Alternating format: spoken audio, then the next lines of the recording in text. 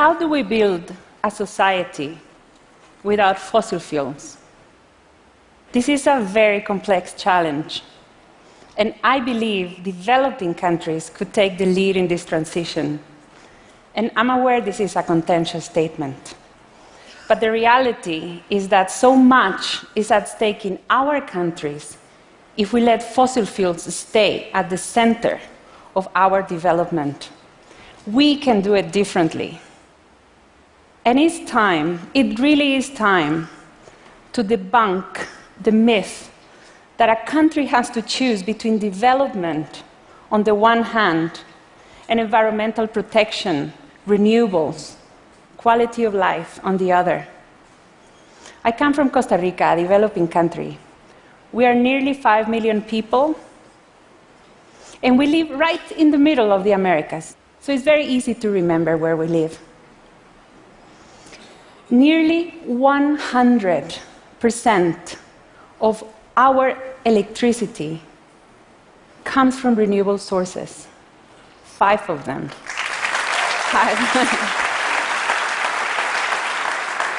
Hydropower, geothermal, wind, solar, biomass.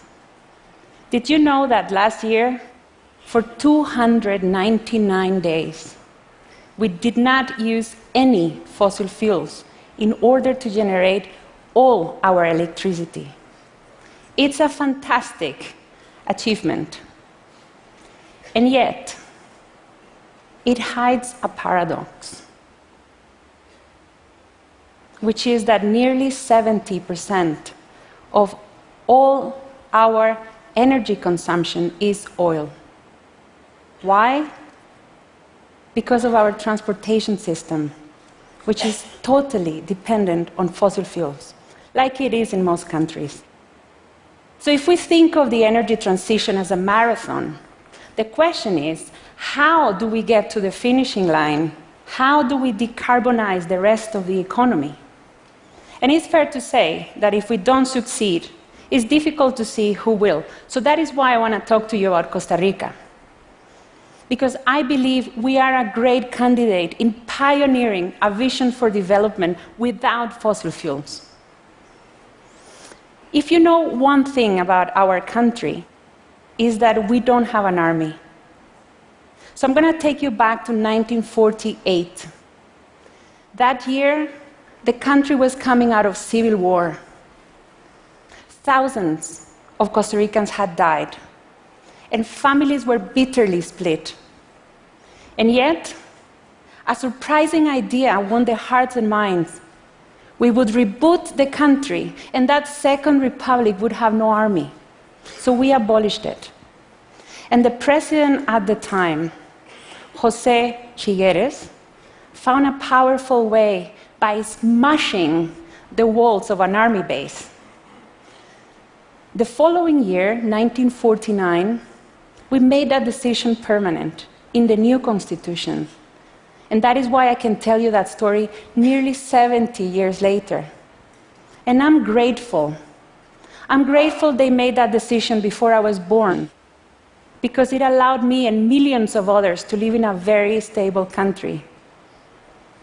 And you might be thinking that it was good luck, but it wasn't.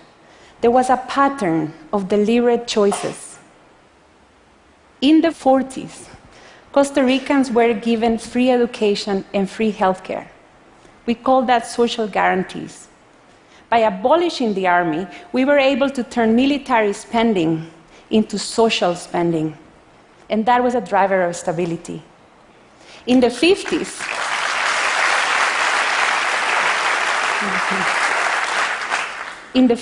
we started investing in hydropower, and that kept us away from the trap of using fossil fuels for electricity generation, which is what the world is struggling with today. In the 70s, we invested in national parks, and that kept us away from the deeply flawed logic of growth, growth, growth at any cost that you see others embracing, especially in the developing world. In the 90s, we pioneered payments for ecosystem services, and that helped us reverse deforestation and boosted ecotourism, which today is a key engine of growth. So investing in environmental protection did not hurt our economy, quite the opposite. And it doesn't mean we're perfect. And it doesn't mean we don't have contradictions. That's not the point.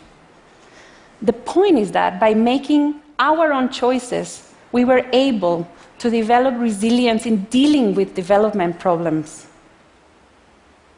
Also, if you take a country like ours, the GDP per capita is around $11,000, depending on how you measure it. But according to the Social Progress Index, we are an absolute outlier when it comes to turning GDP into social progress. Abolishing the army, investing in nature and people did something very powerful too. It shaped a narrative. The narrative of a small country with big ideas, and it was very empowering to grow up with that narrative. So the question is, what is the next big idea for this generation? And I believe what comes next is for this generation to let go of fossil fuels for good, just as we did with the army. Fossil fuels create climate change. We know that. And we know how vulnerable we are to the impacts of climate change. So as a developing country, it is in our best interest to build development without fossil fuels that harm people in the first place. Because why would we continue importing oil for transportation if we can use electricity instead? Remember, this is the country where electricity comes from. Water in our rivers, heat from volcanoes, wind turbines, solar panels, bio-waste. Abolishing fossil fuels means disrupting our transportation system so that we can power our cars, buses, and trains with electricity instead of dirty energy. And transportation, let me tell you, has become an existential issue for us Costa Ricans, because the model we have is not working for us. It's hurting people, it's hurting companies, and it's hurting our health. Because when policies and infrastructure fails, this is what happens on a daily basis. 2 hours in the morning, 2 hours in the evening. I don't understand why we have to accept this as normal. It's offensive to have to waste our time like this every single day. And this highway is actually quite good compared to what you see in other countries where traffic is exploding. You know, Costa Ricans call this presa. Presa means imprisoned. And people are turning violent in a country that is otherwise happy and pura vida. It's happening. So a lot is at stake. The good news is that when we talk about clean transportation and different mobility, we're not talking about some distant utopia out there. We're talking about electric mobility that is happening today.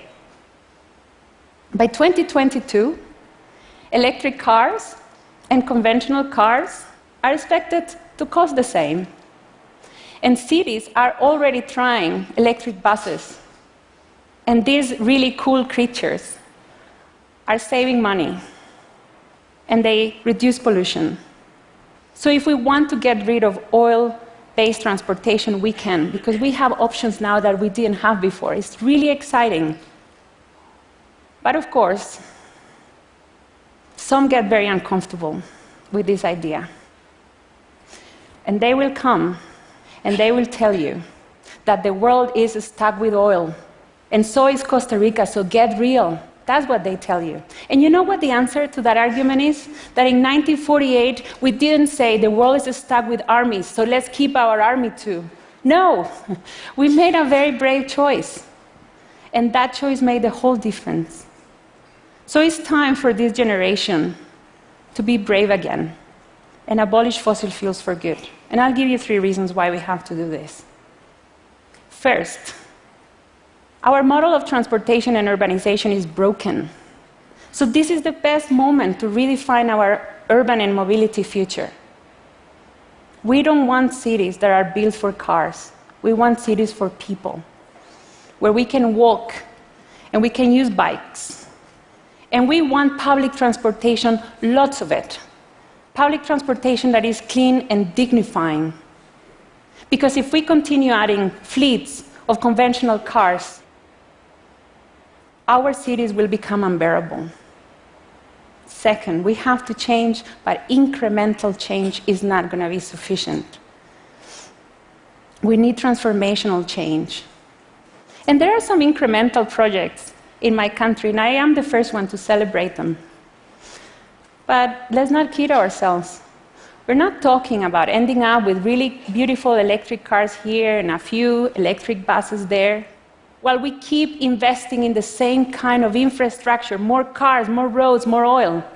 We're talking about breaking free from oil.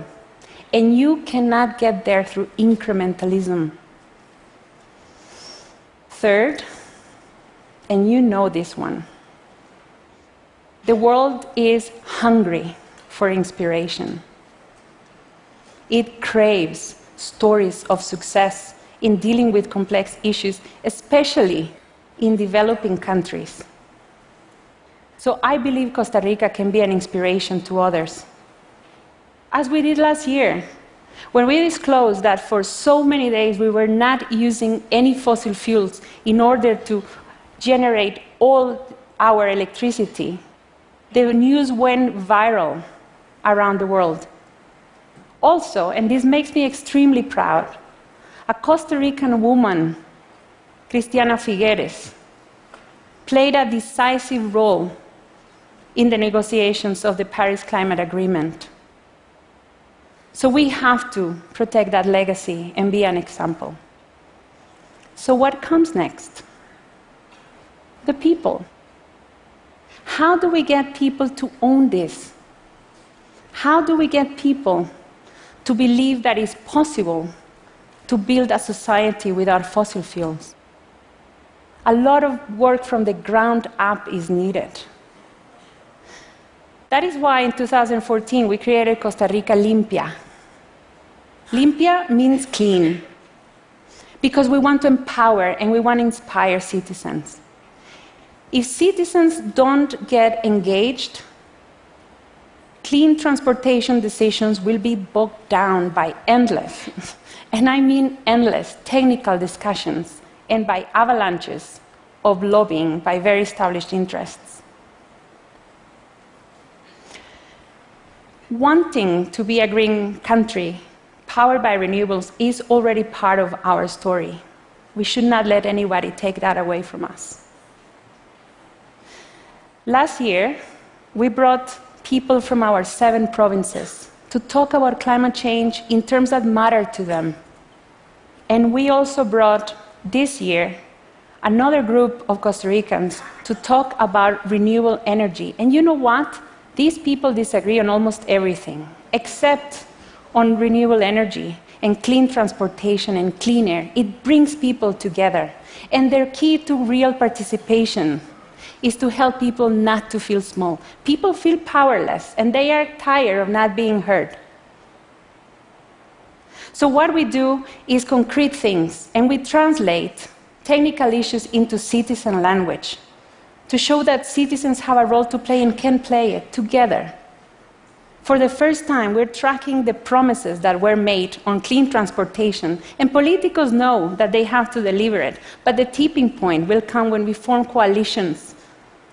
Citizens, companies, champions of public transportation that will make electric mobility the new normal, especially in a developing country.